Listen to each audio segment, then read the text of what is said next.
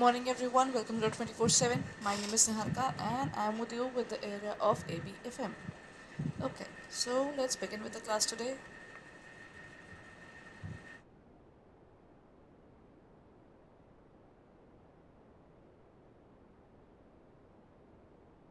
I hope I'm audible as well as visible.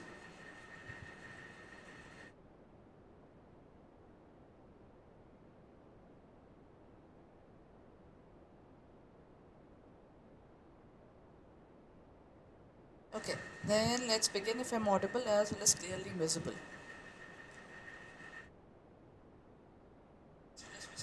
Sorted. Okay, everyone. So let's begin with the class today, and I'm going to talk about another set of questions there. It's again a mix of various topics. That means Module A, Module B, and Module C and Module D. So it's all going to be a mixture there. So let's look forward to the question. The first question says that. Oh, I'm sorry.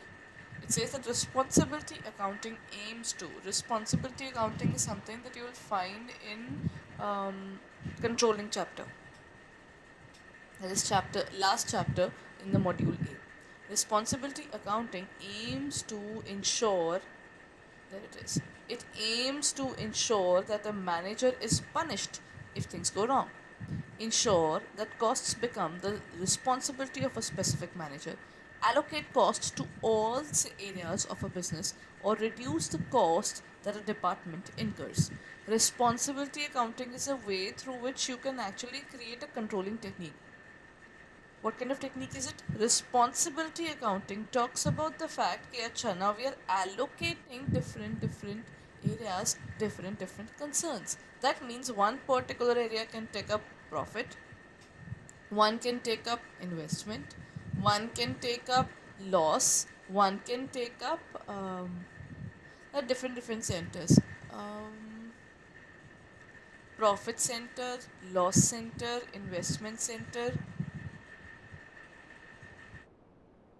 There's one particular center called revenue center.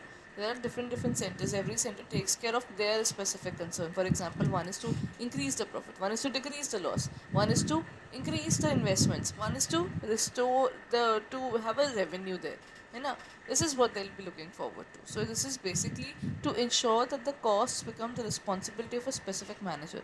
That manager is going to work, excuse me, towards that particular thing specifically. Okay. Okay. Now moving on to the next point, it says, what do you mean? An MBO program usually involves the following steps. MBO program means management by objectives. But whenever we start with the working, na, I can never say that let's just start working. What will happen? You'll be like, let's just start working. What's the aim? What's the goal? Why are you starting it? Nobody knows. Then why would we start with that work altogether? You know? Now, that is what we call it as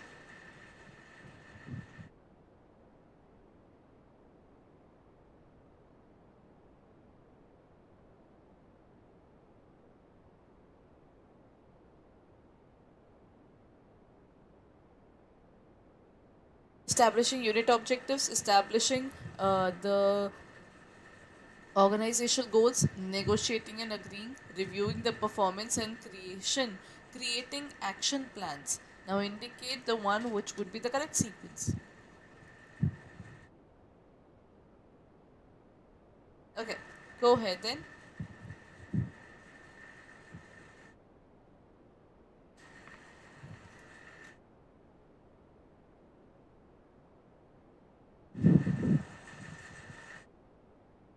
The MBO now, they say that first of all you have to decide what you are doing exactly. You know?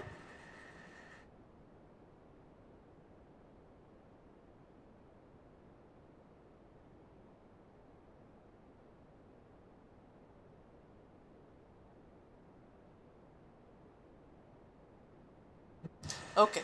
Now, if you look forward towards MBO, MBO talks about having a specific. Always remember, things start with what? Other things will always.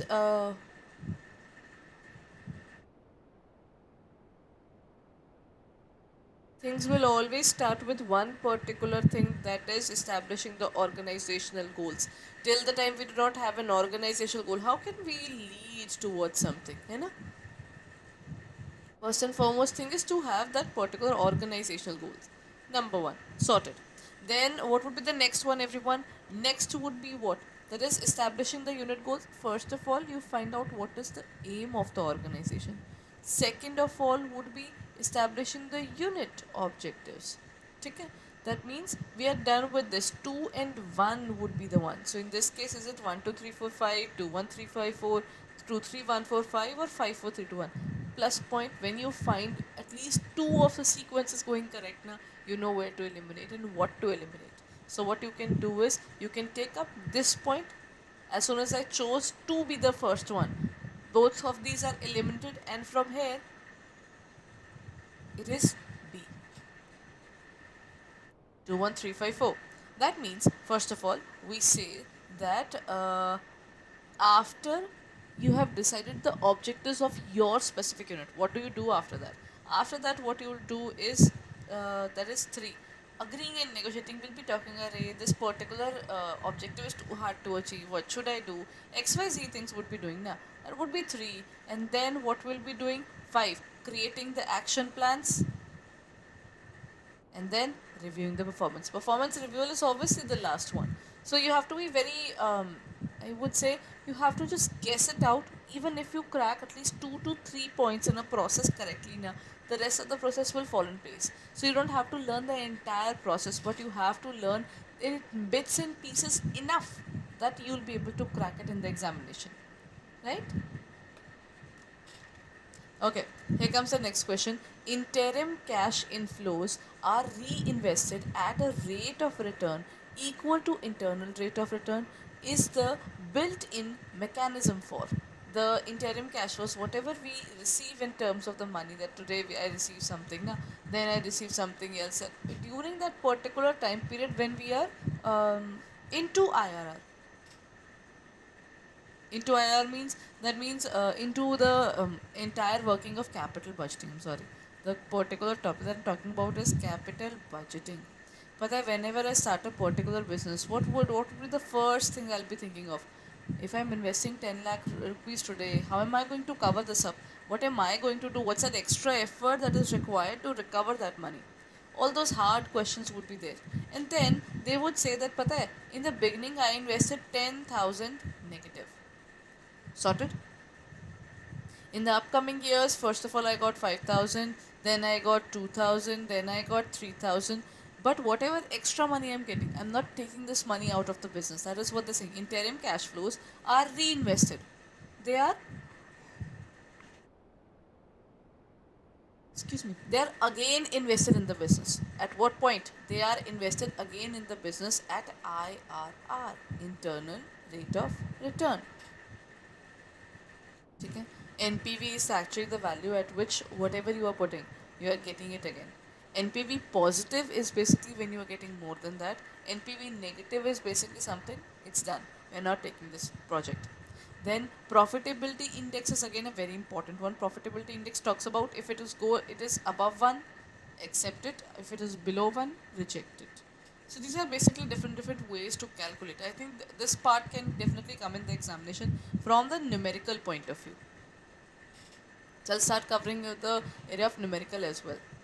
Now, where does recognition of employee fall in Maslow's need hierarchy theory?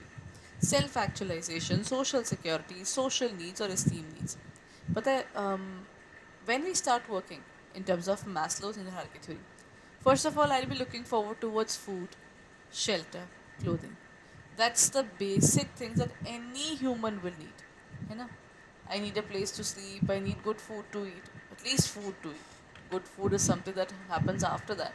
The hunger talks about having even the most staple diet. Once we start having our food, then what will happen? We would want, this is basically the physiological needs. This is physiological. After physiological, the next one is social security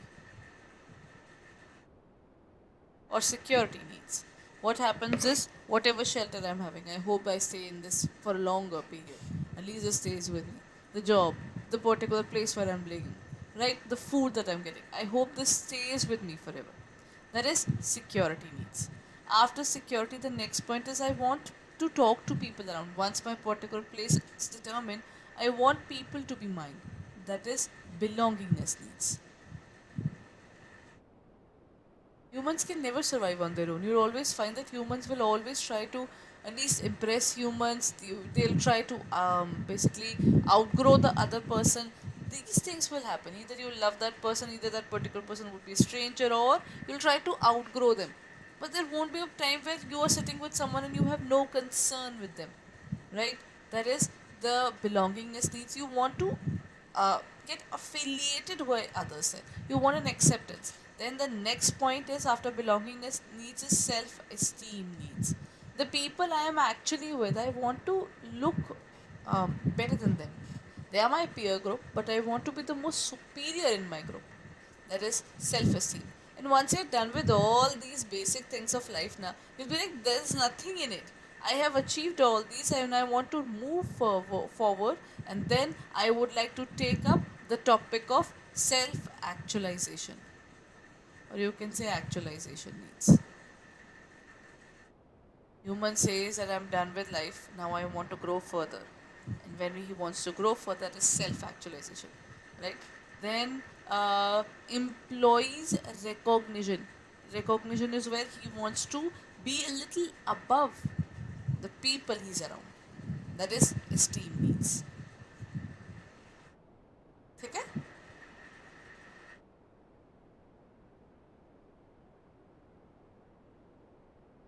Got it, everyone? Next question. Which one of the following is not an example of Herzberg's hygiene factors? Hygiene factors are those things which will never motivate me. Think about it. Will I ever come to you and say, but I joined Adda 24/7 because the lighting is very good? No. But pata hai, if I work somewhere and the lighting is poor and the area is not secure enough, I won't join it even if they give me a good amount of money, and even if the projects are very interesting. The problem is, there are certain things, their absence do not make a difference. It's like it is required. For example, if I go to a new office and the office should have a water dispensing area, the office should have a washroom, the office should have a better lighting when we are working there. These are not something that is something that if they are there, I'll be motivated. But yes, their absence will make me infuriated, irritated, and I'll be like, Acha, in this office, not even these things are there. Why should I work? Basic things. Now that is where we talk about Herzberg's hygiene factors. Hygiene factors are dissatisfiers. They are dissatisfiers.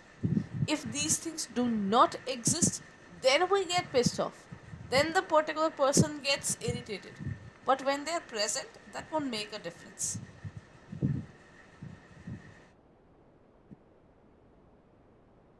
Okay? So, what is the answer? Is it advancement, interpersonal relations, job security, working conditions? Is not. See, career advancement is out of it. Career advancement is not a dissatisfier, that it has to be there. Sometimes people just join the jobs just to have that little meager money, even, right? So, career advancement is a motivation that why am I doing this? Because I know that I'll get something out of it. I have a faith in myself that once I start doing this, I'll make something out of it. That is advancement. Acha, next is, what is not an operative function of HRM? Procurement, development, organizing, or integration? Operative function of HRM. Human resource management is basically responsible for procuring human beings, then for developing them. You know? But is integration and organizing a part of it or not? Organizing is itself a particular function. How can we take care of it that way? Right? So in this case, the correct answer is organizing.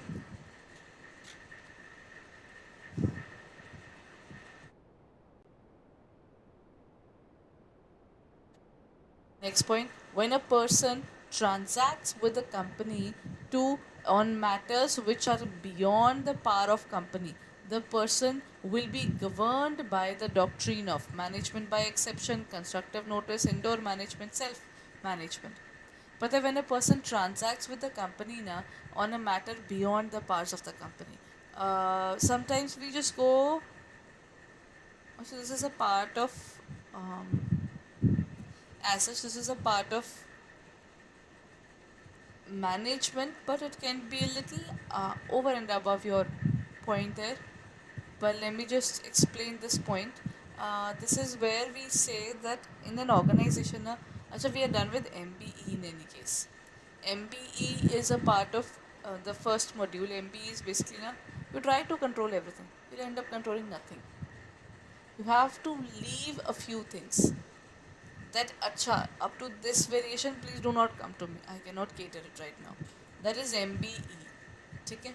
In this case, whenever you are going beyond the power of company, it is actually the constructive notice. Indoor management is indoor, self management is your personal. When you're looking forward towards a company and another company, it is constructive notice. Right? Acha, this is a question related to return on investment. Net profit ratio, capital turnover ratio, operating net profit ratio multiplied by shareholder funds, net sales divided by net profit divided by sales, cost of sales upon capital employed.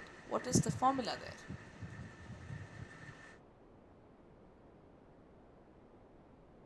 The correct answer, return on investment, is whatever you have actually invested in the business. That means your net income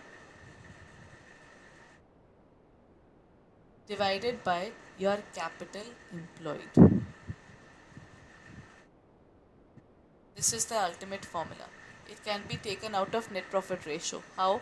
Net profit ratio into the capital turnover ratio. The basic way is, first of all, take the net profit ratio, that is net profit divided by sales. In terms of turnover ratio, it is sales divided by capital employed. So deduct these two, it is NP upon C. So in this case, the correct answer is A. Right?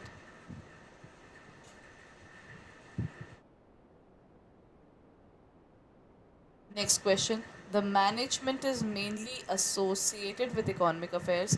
Big business houses are result of effective financial management. Codes. First, A is correct and R is also a right explanation. A and R both are correct, but R is not the right explanation. A is incorrect, R is correct, and both A and R are incorrect.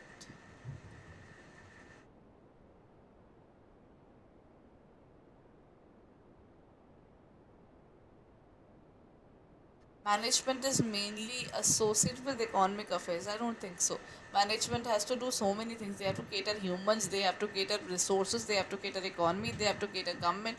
What else is left? Management is someone who is stuck with everything altogether. So I don't think we can just say that they're just linked with economic affairs. So assertion is incorrect overall. But the big businesses are a result of effective financial management. That is true. They do not have money. They create money. That is where I can agree upon that. The correct answer would be C. Sorry. Okay. Acha, next question. Combined leverage. Leverage is of two types. First is operating, second is financial. Operating talks about day-to-day business. It just says that how do we generate money into the business there. You know? It takes about the area of contribution as well as sales in its consideration. Whatever we are generating in terms of that. Financial leverage doesn't talk about that. It says if you have bigger project, then what do we do? Financial leverage says that you generate money for the business, either your borrowing or your capital. But though financial leverage talks more about taking loans when you want to grow further in your business so that earning per share increases. That is operating leverage as well as equal to financial leverage minus multiply or divide. What do we do when we try to find out the combined leverage? For the combined leverage, it is C. We multiply. Okay? It is we multiply these two. Okay. So,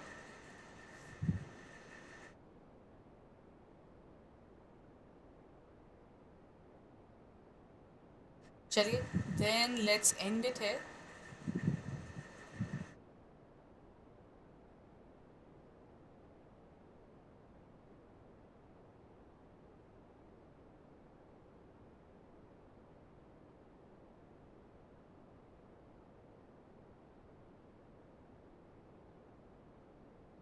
And let me show you where to go when you are looking forward towards your CIB preparation, because it is high time now.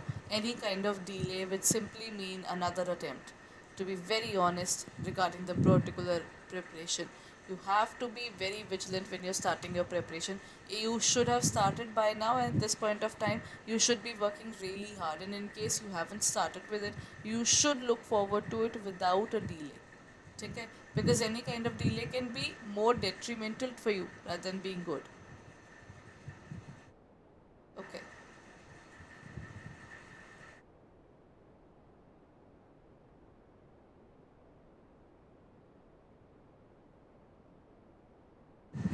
so you just have to go on to www.adda247.com, and as soon as you go on to our website you will find it, that in terms of the JIB.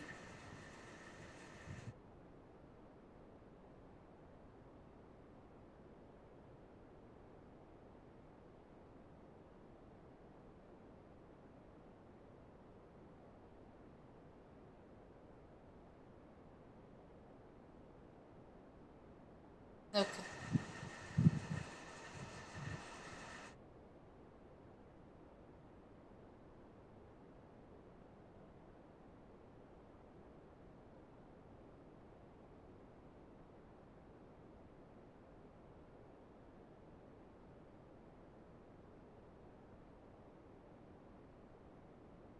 What you can do is you can go on to our website, that is adda247.com, go on to the area of JIB and CIB. As soon as you look forward to this,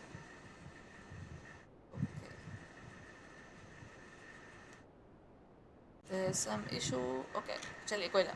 Let me just explain it like that. You have to go on to the JIB and CIB area.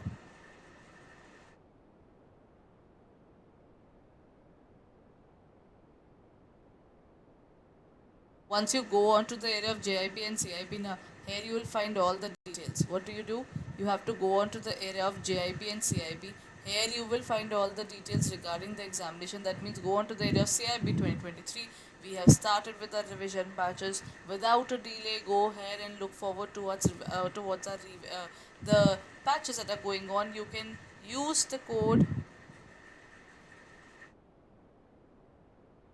You can use the code Y541 and look forward to it there, right?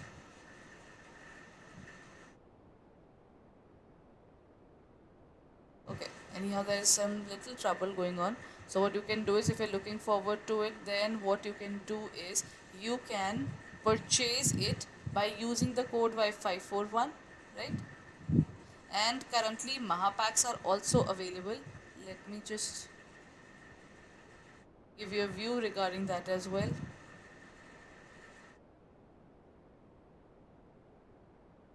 The Mahapacks are also available here. For the Mahapack, you need to go to the area of JIB and CIB ka Mahapack. Here there is double validity. You can use the code PREP78 if you are looking forward towards double validity. Okay? So make sure you are looking forward to it at the earliest, because at this point of time the examination is very near and any kind of delay will be detrimental. So go ahead and prepare well. I'll be meeting you tomorrow. Thank you.